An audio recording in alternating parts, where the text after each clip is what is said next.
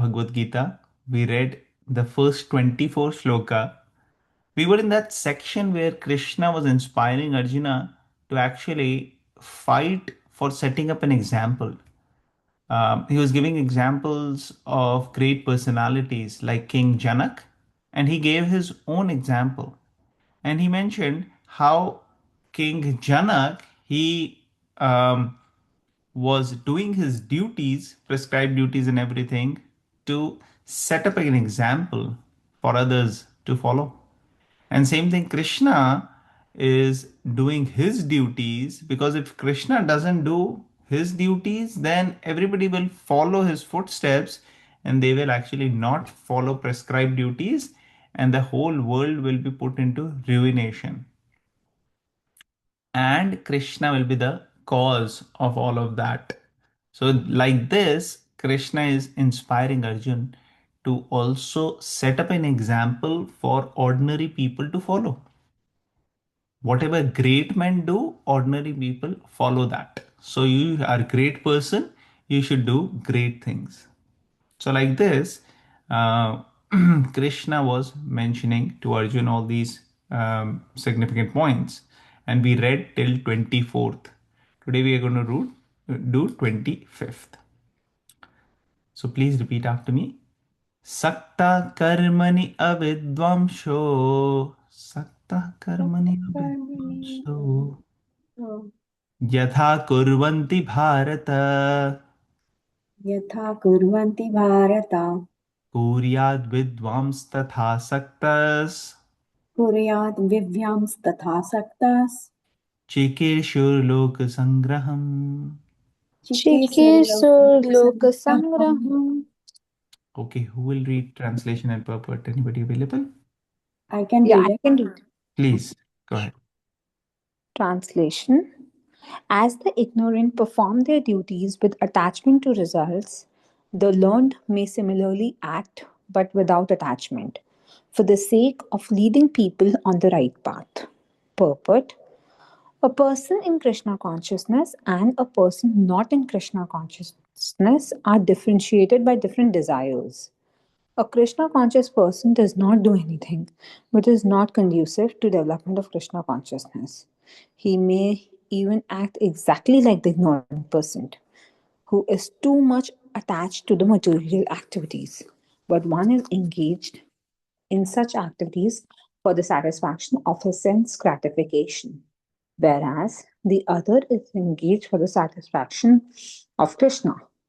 Therefore, the Krishna conscious person is required to show the people how to act and how to engage the results of action for the purpose of Krishna consciousness. Hare Krishna. Thank you. So here two different people are there. They are both engaged in the same kind of activity. But the intention behind what they are doing, that matters. A person, the same person, same activity. One person is doing cooking. The other person is also doing cooking. One person is going to work at the workplace. Another person is also going to workplace. But the intention could be totally different. Somebody may be cooking for the Lord, offering it to the Lord, to the devotees, and that way it's a great service. And somebody may be doing just for his own satisfaction, and that is another kind of consciousness. One person may be going to work to have a job, earn money, and fulfill all his desires, whatever he or she may have. Another person is doing it for maintenance of his prescribed duties as well as dedication and service to the Lord. So, both these activities which are being done are done in different consciousness. A Krishna conscious person has the consciousness of connecting with the Lord, serving the Lord with his activities, and therefore those activities does not cause karmic reactions. In fact, they help to elevate himself and others. So this is how one's consciousness can be maintained spiritual even when one may be doing seemingly ordinary activities, and ordinary activities become spiritualized. So this is being talked about here, that ignorant may do duties, but they are attached, and the learned or advanced, they may do the same duties, but they are detached. So Arjun could fight with an attachment that, hey, just like Duryodhan was fighting, that I want the kingdom, I want to be the enjoyer. And Arjun could do the same. And Arjun was saying, no, no, no, doing the same doesn't make sense. But Krishna is saying that yes, doing the same doesn't mean having the same intention. You should do it with detachment. You should do it as a service. You should do it for the sake of duty and establishment of dharma. So that is the point here for this shloka. Does it make sense? Yes, Prabhuji. Okay, we'll continue to the 626. Na buddhi bhedam janayed. Na न buddhi बुद्धिभेदं जनयेद् ajnanam karma sanginam. अज्ञानां कर्मसङ्गनां Doshayet sarva karmani. जोषयत् सर्वकर्माणि Vidwan yukta samacharan. विद्वान् युक्तः समाचरन्. Any volunteers who would like? Mashmiji, you want to I read? can read it, sure. Okay. Thank you. So as not to disrupt the minds of ignorant men attached to the fruitive results of prescribed duties, a learned person should not induce them to stop work. Rather, by working in the spirit of devotion, he should engage them in all sorts of activities for the gradual development of Krishna consciousness. Purport. Vidye cha sarver aham yeva vidye. I don't know if I read that correct. That is the end of all Vedic rituals, all performances of sacrifices, and everything that is put into the Vedas, including all direction for material activities, are meant for understanding Krishna, who is the ultimate goal of life. But because the conditioned souls do not know anything beyond sense gratification, they study the Vedas to that end. But through fruitive activities, the and sense gratification regulated by the Vedic rituals, one is gradually elevated to Krishna consciousness. Therefore, a realized soul in Krishna consciousness should not disturb others in their activities or understanding, but he should act by showing how the results of all work can be dedicated to the service of Krishna. The learned Krishna conscious person may act in such a way that the ignorant person working for sense gratification may learn how to act and how to behave. Although the ignorant man is not to be disturbed in his activities, a slightly developed Krishna conscious person may directly be engaged in the service of the Lord without waiting for other Vedic formulas. For this fortunate man, there is no need to follow the Vedic rituals because by direct Krishna consciousness, one can have all the results one would otherwise derive from following one's prescribed duties. Hare Krishna, thank you. Great. So here Krishna is saying that some people are attached, and in that consciousness they're doing activity, and others are detached and they are doing on their activities and developing spiritual advancement. So those who are developing spiritual advancement and advancing, they should rather help those who may be attached, but should not tell them to stop doing the duty. In fact, they should let them do the duty and do it in the right consciousness so that they can also advance. Because not doing the duty is not their nature. So, in fact, even other people, if they are thinking of giving up the duty, then those should be encouraged and helped in doing the duties in the right consciousness rather than giving up the duty. So in purport, Prabhupada is saying that Vedescha Sarver Aham Eva Vedyo. This is from the 15th chapter of Bhagavad Gita, and this is a very, very important statement. What does it mean? Krishna is telling Arjun that by all the Vedas, what is the goal? Is to know me, is to know Krishna. Because all the Vedas are compiled by Krishna, and he is the actual compiler of the Vedanta Sutra. So, like this, Krishna tells this in 15th chapter, but here Prabhupada is pointing it out that the whole reason why prescribed duties and everything is done is to develop the highest essence of all the Vedic teachings, and that is to know Krishna, know God, know what is our relationship with Him, and how we can act in that relationship to actually get the highest kind of happiness, highest level of happiness. So, all rituals, all sacrifice, all yajnas, everything are mentioned in the Vedas. They are meant for ultimately coming to the highest level of understanding Krishna. That is the ultimate goal. And if one is doing things only because of sense pleasure, that is a lower category of pleasure. But when one comes to the spiritual pleasure in connection with the Lord, that is very, very high level of pleasure. And when one has that ananda with the Lord, then one can easily give up the sense pleasure. Right now, for us, very difficult to give up sense pleasure because we have not experienced the higher pleasure. But once we experience the higher pleasure, the lower pleasure is very easily goes away. Like for example, if somebody is eating only dried roti, which is 3 4 days old, and he has nothing else to eat, then he will eat even that to satisfy his hunger.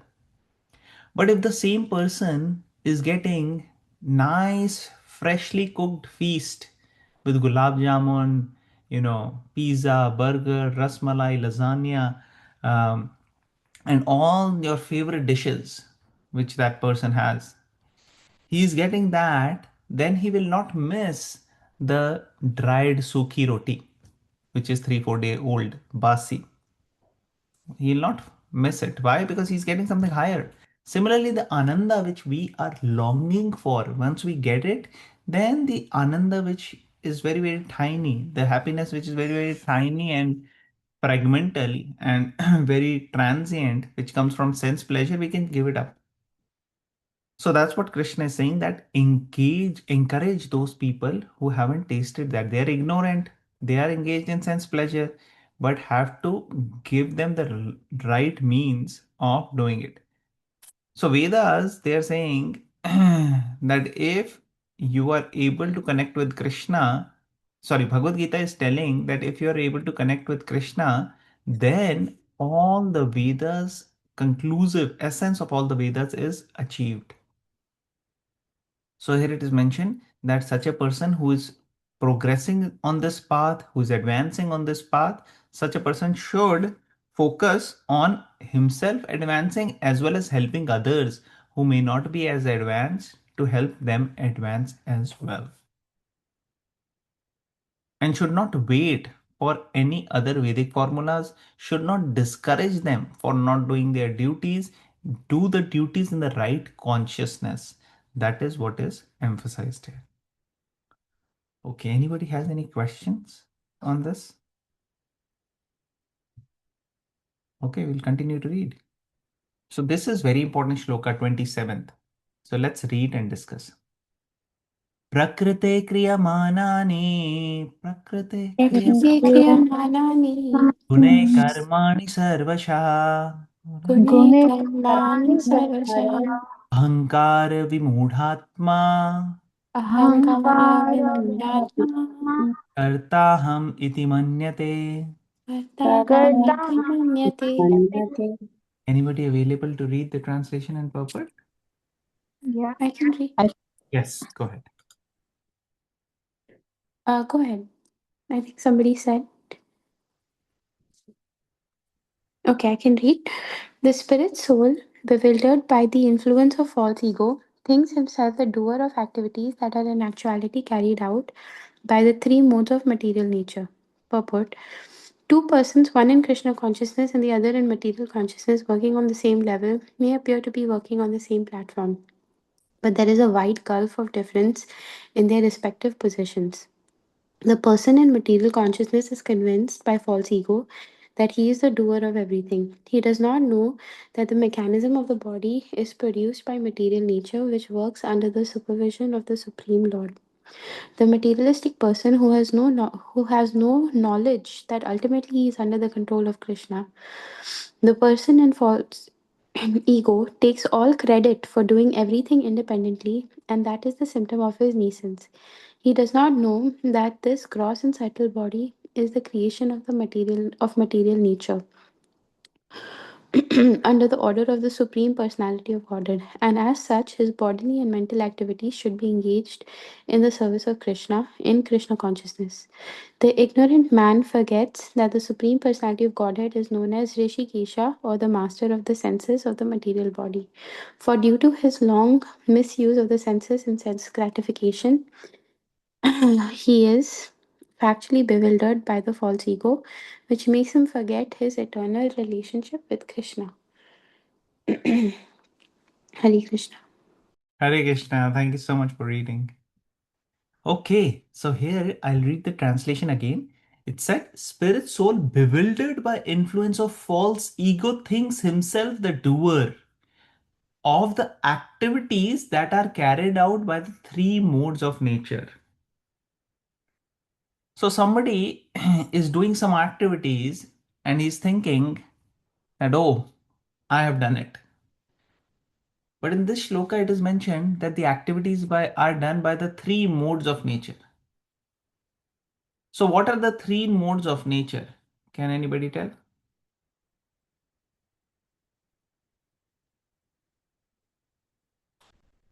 What are the three gunas? It's goodness, passion, ignorance. Yes. So, Sattva gun, goodness. rajagun, and tamogun. So, satogun, rajogun, and tamogun. So, here it is mentioned that the activities are conducted by the modes. So, are the activities done by the person or are they done by these gunas or modes? What do you guys think? By By the the person. person. But here it is said that they are in actuality carried out by the three modes.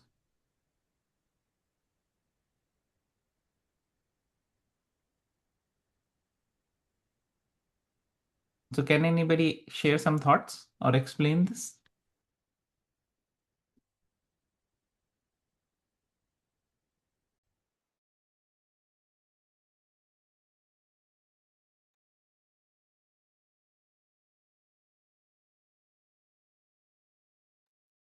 Could you repeat the question a little My bit? question is, here it is said in the Bhagavad Gita that the activities are in actuality carried out by the three modes of nature.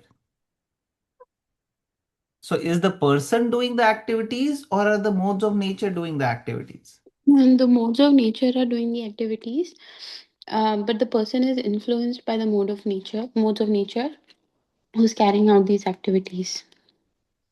But he thinks that he himself is doing them, but actually it's the modes of nature. But someone can, do some wrong activities and blame it on modes of nature. They won't take responsibility for doing the wrong activities. Yeah, exactly. So, what is their fault? Because the things are done by the modes of nature, here it is said. Yeah. The person is in the influence of false ego. Yes. And so, most likely, the person is doing something So if you that see is. this statement, the statement actually says because of the modes of because of the false ego, the person thinks that he has done the activities, but the activities are done by the modes of nature. If you read it, this is how this particular shloka is referring that because one is under the influence of ego, he thinks that he is doing it. But actually, it's not him, but the modes of nature. So then, is the person is out of all the blames? That's what I'm asking you.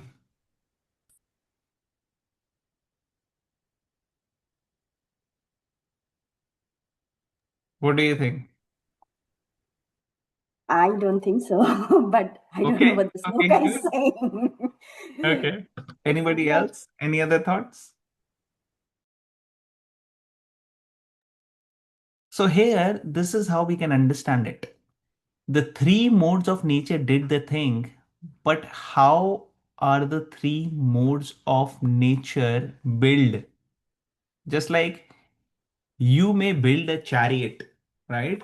And then you sit on the chariot, or you make a cart, and then you sit on the cart, and then the cart, it has a mechanism where the cart keeps moving straight, right?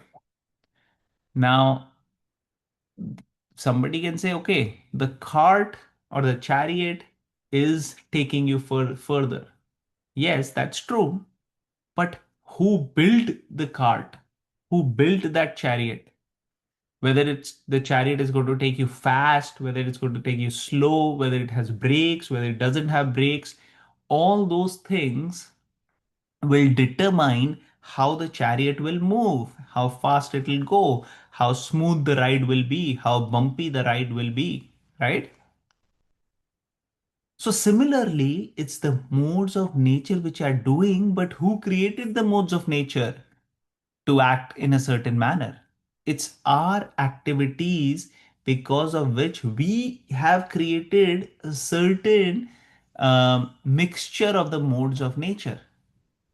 Whether the goodness is going to be highly influencing that mixture, or passion is going to influence, or ignorance is going to influence, depends on how we have built it.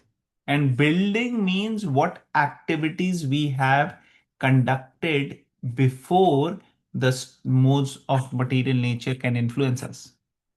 So let's say what activities I do today will build the mixture of the modes of nature for future, and those will affect me.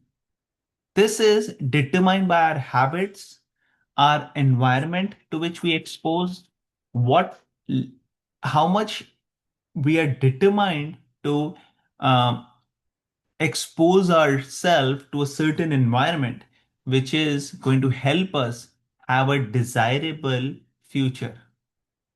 So, in simple words, if I associate more with Satoguna, then the Satoguna influence will be more.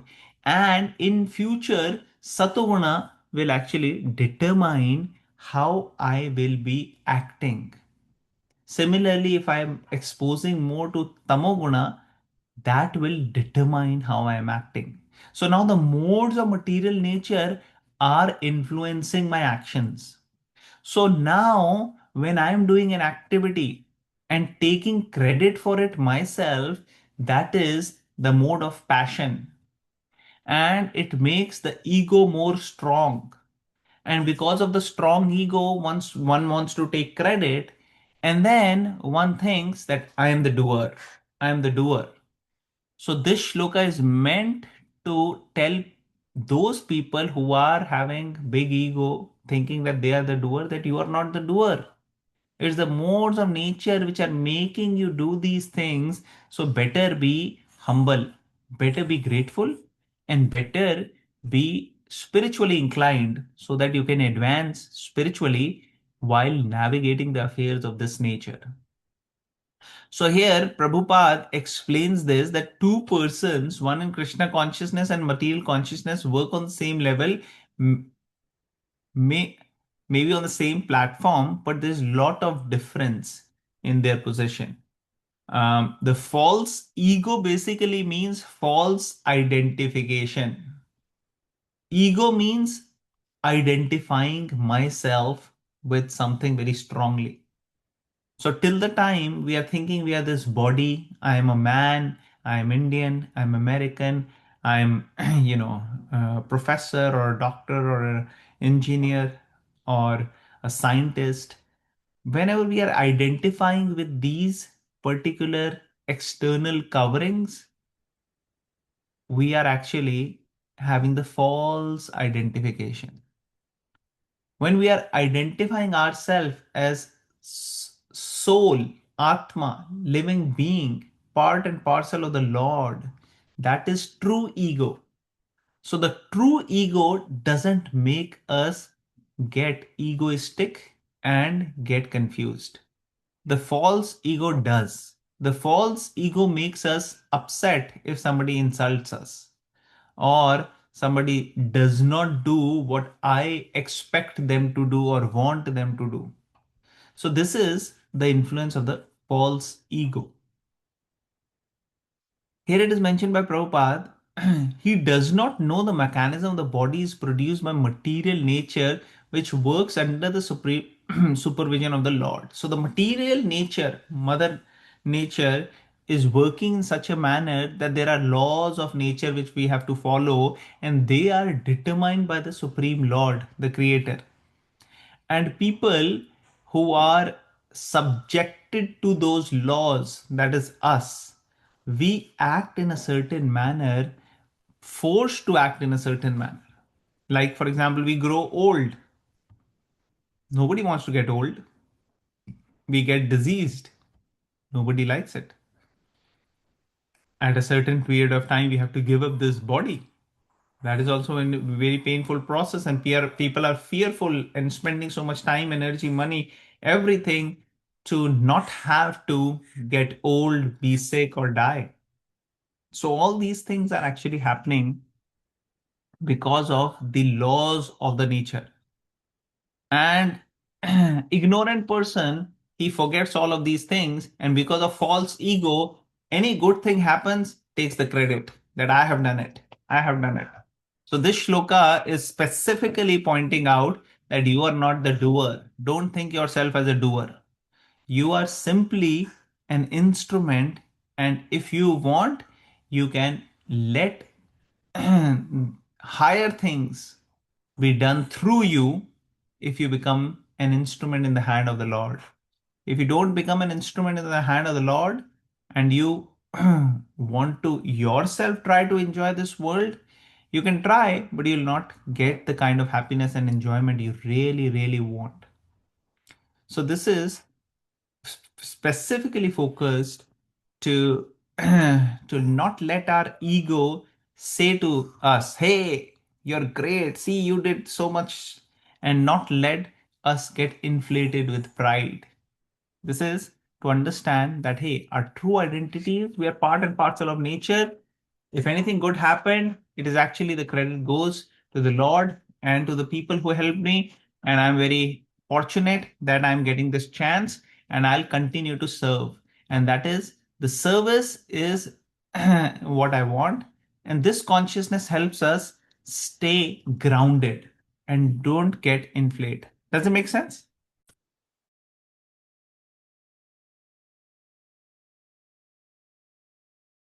Any thoughts from anyone?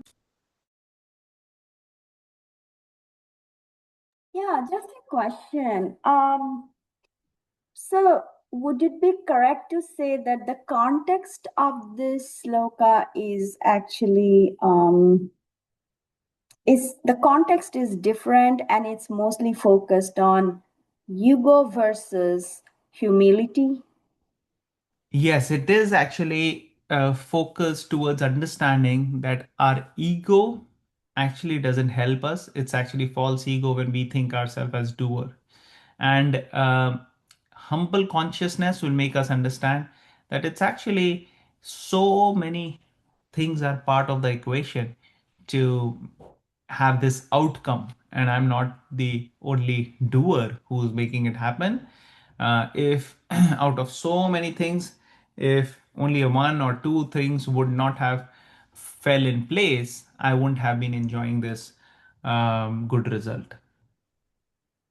So when it comes to bad results, let's say some people are suffering by in health condition or something, then would it be appropriate to say that, well, Lord is making me suffer, or is it not appropriate to say or assume such a thing, because that's the natural force that's acting on you, or how should we position ourselves?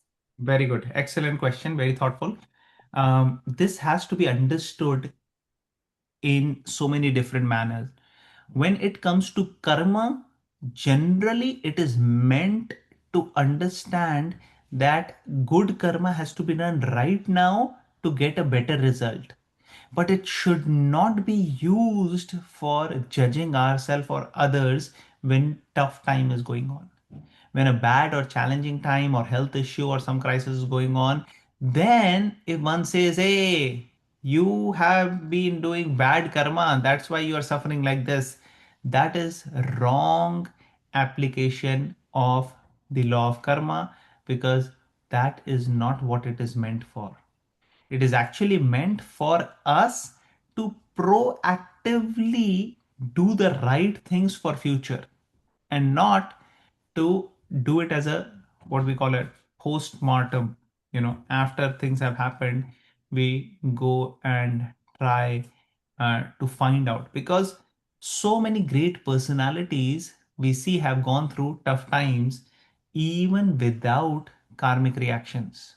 Like Prahlad Maharaj, he was tortured, he was thrown, so many atrocities happened to him. It wasn't his karma. Or the Pandavas or the great personalities, they have gone through so many tough times. Kunti Maharani, it wasn't their karma. So karma is not necessarily to be used when tough time is going on. When tough time is going on, it is to be seen as somehow or the other Krishna is putting me in this situation so that I can learn and grow from this situation. How exactly I've been put in the situation is not the main purpose. The main purpose is to see what I can learn and how I can not just go through it, but grow through it. How I can grow through this particular experience, and, and develop what the Lord wants me to develop. And in that consciousness, when we pray, that is the right consciousness. There is a nice shloka in the Srimad Bhagavatam which Lord Brahma speaks. I'll pull it up.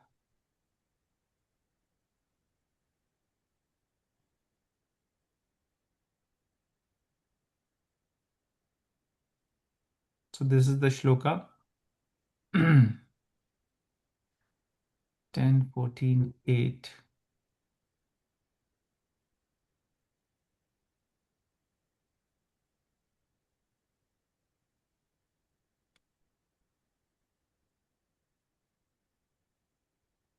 So this is a famous shloka.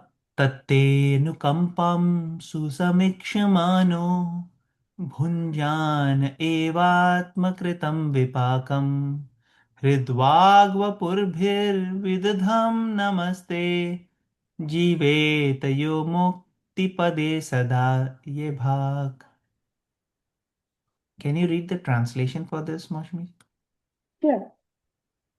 My dear Lord, one who earnestly waits for you to bestow your causeless mercy upon him, all the while patiently suffering the reactions of his past misdeeds and offering you respectful obeisance with his heart, words, and body, is surely eligible for liberation, for it has become his rightful claim. Hare Krishna. Very nice. So here Lord Brahma is telling, he's praying. There are a lot of series of prayers, many beautiful prayers he's speaking, and they are quoted. These shlokas are quoted many times. So in these shlokas, in this particular shloka, Brahmaji is saying that a person who is accepting whatever sufferings may be coming and paying obeisances, thanking you that I deserved much worse, but you are giving me so less. In that consciousness, somebody is there, he's accepting everything. Such a person is actually eligible for liberation. Such a person is the one who is very advanced, because he is gratefully accepting whatever is coming. Sorry about the background noise on my end.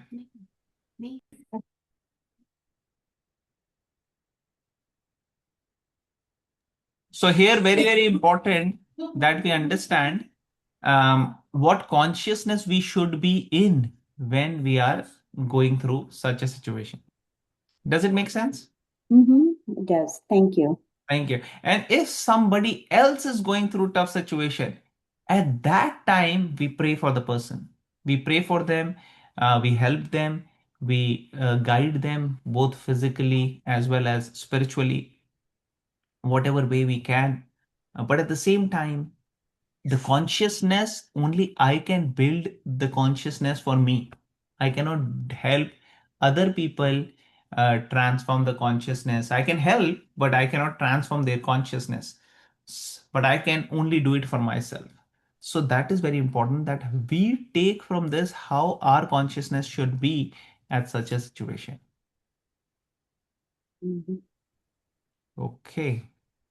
Does it answer your question? It does, Prabhuji. Thank you. Thank you. Thank you for the nice question. Anybody else would like to add? Now, going back to the other point that if somebody is going to the tough time or some natural calamities happen or something happens, then we don't go back and say, hey, this is because of your karma or this is because you did this. We may logically know that karma, matters and all these things happen and that may have to play a role or whatever, but we do not judge people on that basis. Okay, so I think if no other questions, then we'll go to the next shloka. We'll do this and then we'll end. This will be the last shloka.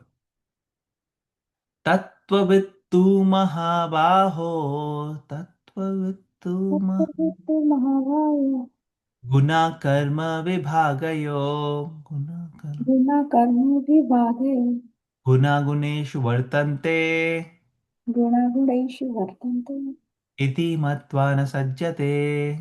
iti matvana sachate. Any volunteers who would like to read the translation and puppet for this one? Okay, I can read the translation. One who is in knowledge of the absolute truth, O mighty armed, does not engage himself in the senses and sense gratification, knowing well the differences between work in devotion and work for fruitive results. So here he's telling Arjuna, Mahabhaho, you are a mighty armed, you are a strong person. Basically, he is encouraging that you are physically strong, but also you're spiritually advanced and you know these things. That person who is um, spiritually focused, they don't get entangled. They use the senses for a purpose, but if they are in a situation where they have to engage in their senses, they are cautious and careful. They don't do it indiscriminately, because senses are indiscriminately associated with sense object. That causes addiction, sense gratification, and that is not very helpful. So those people who are spiritually advanced, they are very cautious about use of senses, and they understand how the senses are being used for the service of the Lord, that is work in devotion, and how the senses are used for sense gratification, that is work for fruitive results.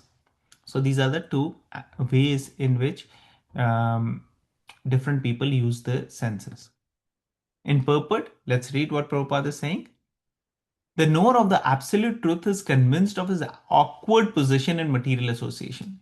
He knows that he is part and parcel of the Supreme Personality of Godhead, Krishna, and that his position should not be in the material creation. He knows his real identity as part and parcel of the Supreme, who is eternal, blissful, and knowledge, and he realizes that somehow or other he is entrapped in the material conception of life. In this in his pure state of existence, he is meant to dovetail his activities in devotional service to the Supreme Personality of Godhead Krishna. He therefore engages himself in activities of Krishna consciousness and becomes naturally unattached to the activities of the material senses, which are all circumstantial and temporary. He knows that his material condition of life is under the supreme control of the Lord. Consequently, he is not disturbed by all kinds of material reactions, which he considers to be the mercy of the Lord. According to Srimad Bhagavatam, one who knows the absolute truth in three different features, namely Brahman, Paramatma, Bhagwan, and Supreme Personality of Godhead, is called Tattvavid, for he knows also his own factual position in relation with the Supreme. Okay, great. So here, Prabhupada is mentioning that knower of absolute truth is convinced of his awkward position in material association. So what does this mean? This means that the one who is in spiritual understanding knows that body and soul are separate. Getting this material body means that a whole set of challenges related to the body will come. So body gets disease, body gets old, body gets, so the different part of body, if we see, even one part of body which is not working properly, that gives us misery. And if the body is working properly, then the mind the mind can give us misery. Anybody else connected to us, any other family member, any friend, anybody has problem, that gives us misery. So like this, there are so many aspects have to go well for us to be happy in this material world. So this is an awkward position. So this is a very awkward position in which we are put in. But we know that we are Atma or soul. We are part and parcel of Krishna, and um, our position is not for this material creation, it is for being with the Lord. Spiritual. Our position is not the best position to be in this body. The best position is to be in the spiritual world. That is our real identity. Because we are not material, we are spiritual. We are Sat Chit Ananda. Sat means eternal, Chit means full of knowledge, and Anand means full of bliss. That is our original consciousness. And we um, if we see, that would be the best position where we would like to be. We would not be fully satisfied and happy in this material body. So this is the nature. This is what the conditioned souls and the advanced spiritual souls, they are having differences in their outcome. Conditioned souls, they're not really concerned about this. They're just focused on trying to satisfy the senses. But spiritually advanced souls, they are actually focused on coming out of this particular awkward position. And those who are spiritually advanced, they know the Supreme Lord. He can be known in three features. One feature is that he is existing as energy, all pervading. That is Brahman. Second aspect is he is localized as Paramatma within the heart of each and every living entity and in the heart of each and every atom. That is Paramatma. And apart from Brahman and Paramatma, the third realization is that yes, Brahman is there, all pervading supreme energy. Paramatma is there, localized within the heart of every jiva. But also, he has his personal form in which he has loving reciprocation with his devotees. And one who knows that these three aspects are there, that person is called as Tattvavit. And such person, he knows his position, that I am Jiva, I'm the living entity, part and parcel of the Lord. He knows that I have to actually act in my relationship with the Supreme Lord to make the best use of this bad bargain of this body. And when we act in that way, that is the perfection of our human form of life. Okay, so that's what I can share in from this shloka. Any questions? Any questions from this shloka or whatever we have discussed today? All right. If nobody has any questions, I think we'll end here. Thank you very much, everyone, for joining. I think today less people joined, probably because of the holiday going on. So many people may be traveling. We'll continue next week from 29th shloka. Granth Raj Bhagavad Gita ki Jai. Shri Yeah. Prabhupada ki Jai. Yeah. Thank you very much.